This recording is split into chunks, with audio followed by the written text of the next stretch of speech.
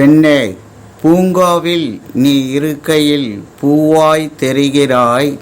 குளத்தில் நீ இறங்கையில் குவிந்த தாமரையாய் தெரிகிறாய். கோவிலில் நீ நிற்கையில் கோபுரமாய் தெரிகிறாய். இதழ் விட்டு சிரிக்கையில் இசையாய் தெரிகிறாய். துள்ளி ஓடும்போது புள்ளி மானாய் தெரிகிறாய். குனிந்து நிற்கையில் வானவில்லாய் தெரிகிறாய்.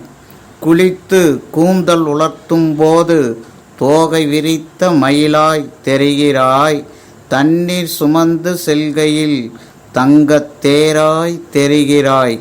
மாலையில் வெளியில் நிற்கையில் மஞ்சள் நிலவாய் தெரிகிறாய். அலங்கரித்து வருகையில் அம்மன் சிலையாய் தெரிகிறாய். இவன் கவிதை ரசிகன் குமரேசன்.